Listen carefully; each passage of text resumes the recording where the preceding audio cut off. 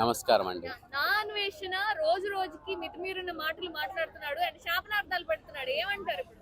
వాడికి ఎటు ఏది దోయక శాపనార్థాలు పెడుతున్నాడు తప్ప కానీ వాడి దగ్గర కంటెంట్ దొరకలేదు.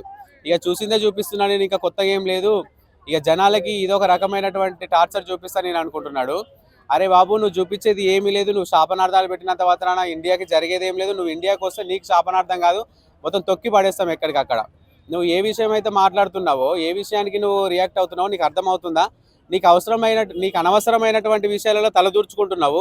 నీది ఏదో బాగుంది, మా ఒక ఇండియన్ ఫారెన్కి వెళ్ళి మన ఇండియాని కాస్త పబ్లిసిటీ చేస్తున్నాడు. సరే, ఏదో నువ్వు మంచి చూపిస్తున్నావు, చెడు చూపిస్తున్నావు, నీ దగ్గర కంటెంట్ ఉంది. కనీసం మేమందరము ఒక మంచి మన ఇండియన్ అయినటువంటి అతను ఫారెన్కి వెళ్ళి వీడియోస్ పెడుతూ తను హైలైట్ అయ్యాడని చెప్పేసి అనుకునే టైంకి నువ్వు చేసేదే రొచ్చు, నువ్వు రొంప చూపిస్తున్నావు. అయినా కూడా మా జనాలంతా ఏదో చూసి నేను ఎంకరేజ్ చేస్తున్నారు. నీకు అనవసరమైనటువంటి విషయాలలో నువ్వు ఎందుకు తలదూరుస్తున్నావు? నీకు అనవసరమైనటువంటి విషయాలలో నువ్వు ఎందుకు మాట్లాడుతున్నావు మాకు అర్థం కావట్లా. అంటే ఏంటి అంత ధైర్యం ఏంటి? ఇప్పుడు మీరు 2026లో ఈ విధంగా ఉంటారు, ఆ విధంగా మారిపోతారు. వాడికి చాతగాని మాట, అవన్నీ చాతగాని మాటలు. చాతనైన వాడైతే ఇమీడియట్ గా ఇండియాకి రావాలా. అరే, అదే మాట నువ్వు శాపనార్థాలు తలుగుతాయి, శాపనార్థాలు పెడతాము, నువ్వు మంచిగా ఉంటారు ఇండియన్ అన్నవాడు. అరే, ఇండియన్లో నువ్వు ఒక మెంబరే కదరా, నువ్వు ఇండియన్వే కదా. మరి ఇండియన్ బాగాలేకుంటే నువ్వు కూడా బాగుండవు కదా. నీకు ఆ విషయం ఎందుకు అర్థం కావట్లా? అదే వార్నింగ్ కానివ్వండి, అదే హెచ్చరిక కానివ్వండి, పెట్టేటువంటి శాపనార్థాలు కానివ్వండి వచ్చి ఇక్కడ ఇండియాలో పెట్టాలా. ఇండియన్ పర్సన్స్ ముంగడ పెట్టాలా. ఫోన్ ముంగడ పెట్టుకొని నీకు ఇష్టం వచ్చినట్టు మాట్లాడితే అది ఒక మగవాడి లక్షణం కాదు.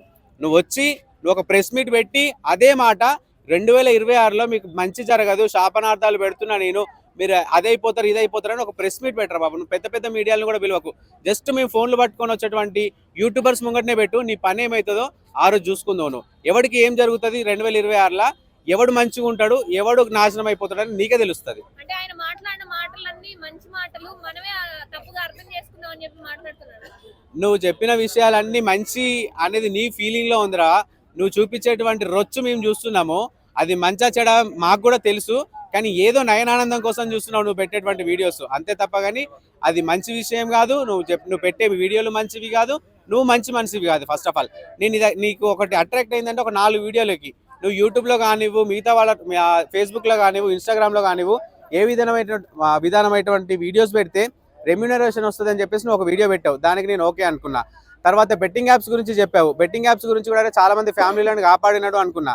కానీ నువ్వు ఏది పెట్టినా నేను హైలైట్ అయిపోతుంది, నేను ఏది వదిలినా కూడా అది రామబాణం లెక్క దూసుకెళ్ళిపోతుంది నువ్వు ఫీల్ అవుతున్నావు తప్ప కానీ నీ నోటి నుంచి వచ్చేటువంటి మాటలు కానివ్వు, నీ మనసులో వచ్చినటువంటి ఆలోచన కానివ్వు, నువ్వు కంట్రోల్లో పెట్టుకొని మాట్లాడితేనే బాగుంటుంది.